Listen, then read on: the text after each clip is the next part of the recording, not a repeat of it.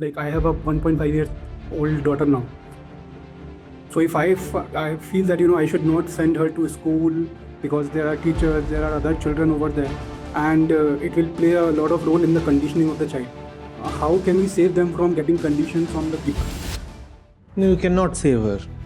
Let that hurt you and kill you. I look at extremely stupid parents carrying kids. What can I do? I can't pretend I'm in control. I can't pretend I'm living in a healthy place. I can't pretend I can save them. They can't be saved. How do I save that kid? I can't. When that happens, then you realize that it's not the kid who has to grow up. The parents have to grow up, first thing.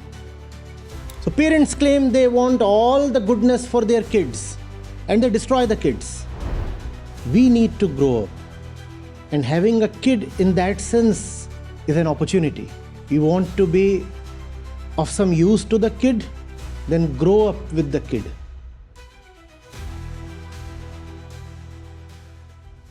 Pranam Acharya Ji, I am Prateek, and I am trying to learn from you from past 2 years now, and I've been an active participant from more than a quarter now. So my question is related to the upbringing of children.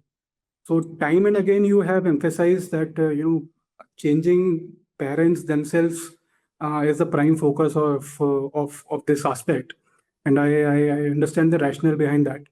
But then there is another fact, Acharya, that that I mean, it's not only the parents. There's a total world out there who plays an important part in the conditioning of the child. So, particularly in the respect of with respect to the schooling and the education aspect of it, if I suppose think that if I don't want to, like I have a 1.5-year old daughter now. So if I feel that I should not send her to school because there are teachers, there are other children over there who obviously are obviously unaware as us, and it will play a lot of role in the conditioning of the child. So why to send her to school at the first place if we can teach the academic subject, because academic is also very important. So if we can teach her the academic subjects at home, but then discipline becomes a very big aspect of it, because schools and other education spots, they have from age old experience, they have a very designed curriculum and discipline. So my question is like, what can be a alternate measure so that we can save the child right from like who are just about to go into out into the world?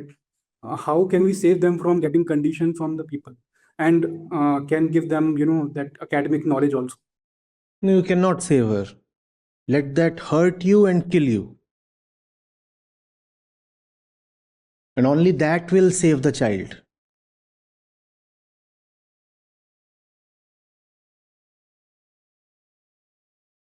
You are a continuity from your past.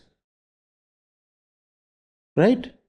All these wise things you are speaking of right now, did you not know of them 2 years back?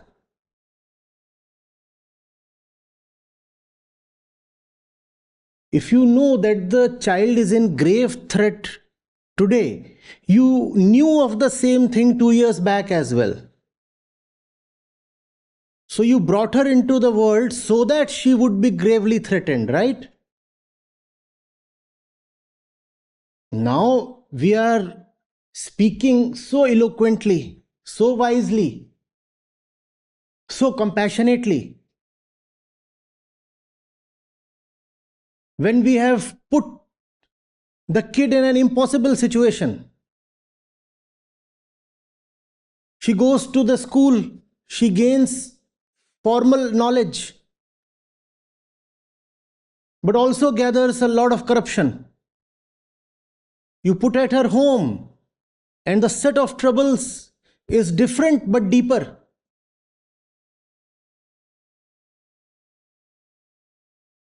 It's a very obvious problem, and today you know of it. Obviously, you knew of this thing 2-3 years back as well. And you are a continuity. You are a continuity. You are the same person who did that and the person who is talking of this. And today you have the belief that remaining who you are, the continuity that you have been, you can still save the kid. That belief is what would hurt the kid very, very deeply. You have come up with a wise plan. option A, option B. You're already thinking of these things using your own same continuous self and a deep belief that, with a further stretch of that same self, you can do some good. How?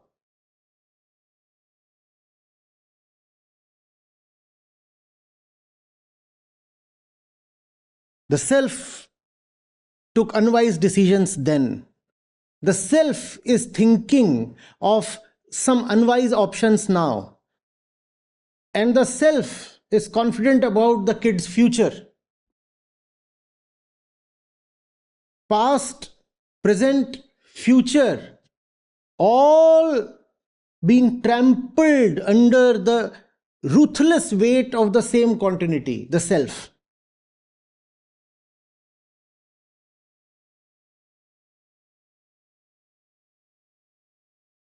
First thing, when you have a kid in front of you, weep. That's what I do. I look at animals in the markets. I look at them getting ready for slaughter. I look at extremely stupid parents carrying kids. What can I do?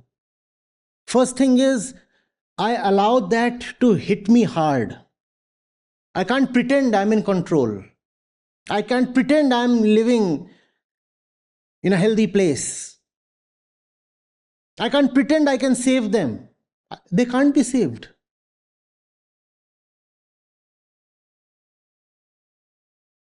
I can't say I'm the wise one who will come up with a management plan and strategic steps to solve a particular problem. I'm not going to be a victim of my own wishful thinking. How do I save that kid? I can't.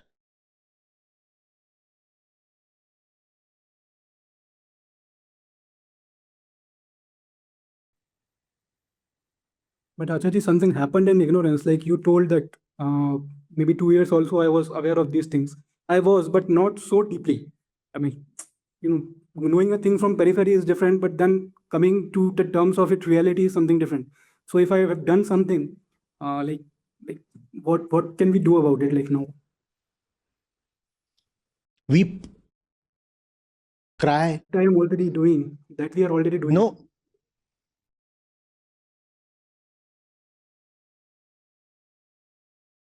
When that happens, that's a thing of total transformation.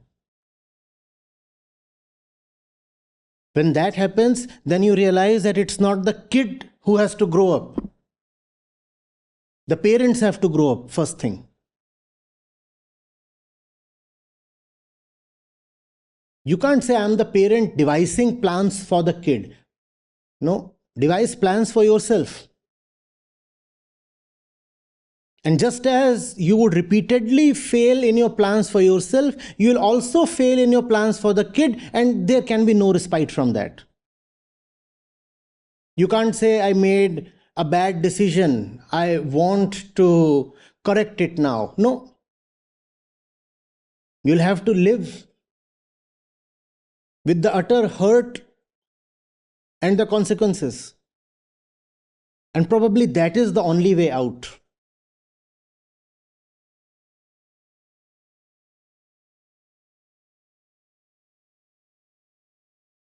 Ostensibly, all parents at least claim that they want welfare of their kids. That doesn't happen. It's not going to happen. You're not the first one. You're not the last one.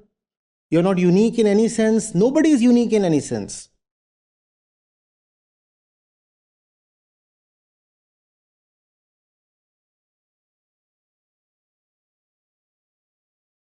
Are you talking about neighbors' kids? Are you talking about all the kids in the world? Are you talking about all the species in the world? You can't.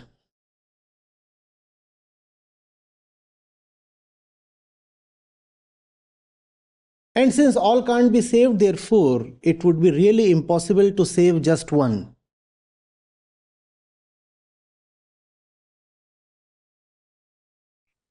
So even before she goes out in the world, her fate is determined. Like, even if I want to save her from conditioning and I want to change myself too.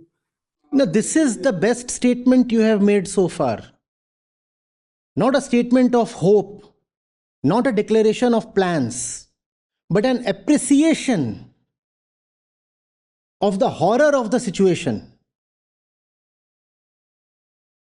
But we are trained to be actors, no? We are trained to say, yes, yes, I know the situation, now let's act. The fact is, all your acting is just a convenient escape from acknowledgement of the situation. Once you know what the situation is, the right action will anyway happen on its own. Action doesn't have to be planned or organized. Action will happen. What is needed is appreciation, a holistic realization of what the situation is like. And then the right action happens for the parents, for the kid, for the entire world.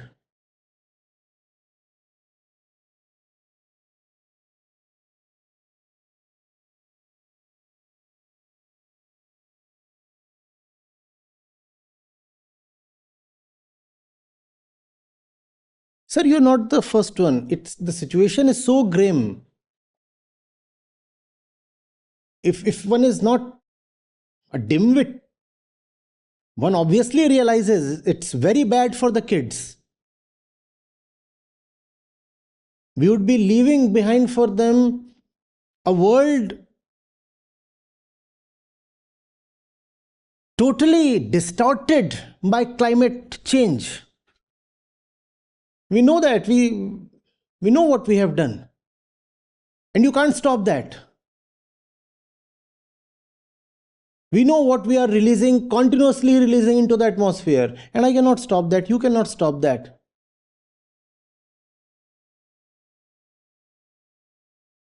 First thing is to be vulnerable to the suffering. Because that is the reality.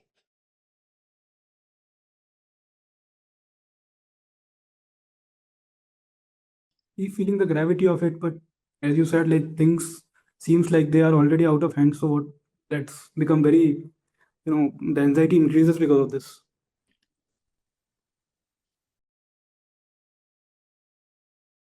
That might actually be a good beginning. It is not anxiety or any other state that is ever a problem. It is the center of the state that matters. We know the sages have said, yes, fear is good. Even greed is good from the right center.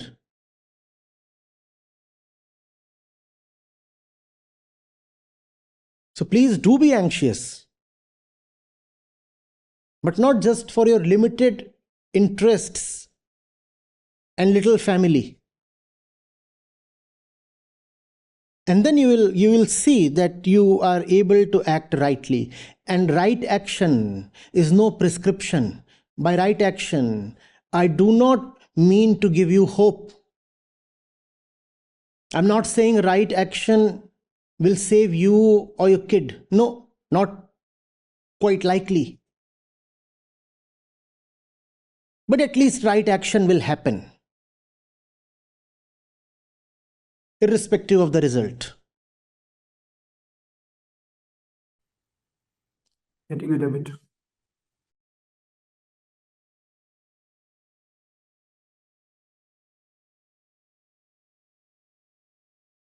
Do you see how, in the name of correcting a bad situation, we worsen it? Is that not the story of our life? Huh? Yes. I spoiled it. Now I'll clean it up. Because we are not holistic in our understanding ever. Yes, and because we have so much confidence in the doer. If I could do it wrong, I can also do it right. Huh? I made a mess of it, I will set it right. No, sir, it's a continuity. Remaining the same person who created the mess, you will only further the mess. In the name of setting it right, you will only make it worse. Because you are the same self, the same doer. So parents claim they want all the goodness for their kids and they destroy the kids. And when there is some evidence that the kid is actually being destroyed, in their wisdom, they take the next step to correct the situation. Instead of remedy, it brings more ruin. Because it's a continuity, the actor is the same. You know it's not going to be right when the patient starts playing the doctor.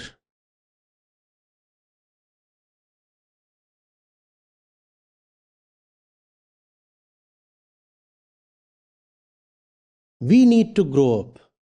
And having a kid in that sense is an opportunity. You want to be of some use to the kid? Then grow up with the kid. Yes.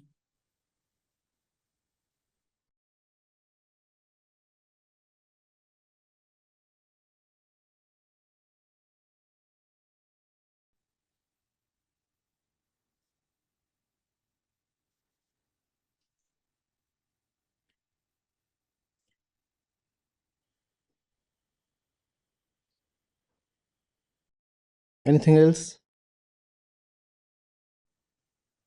Thank you, Acharya.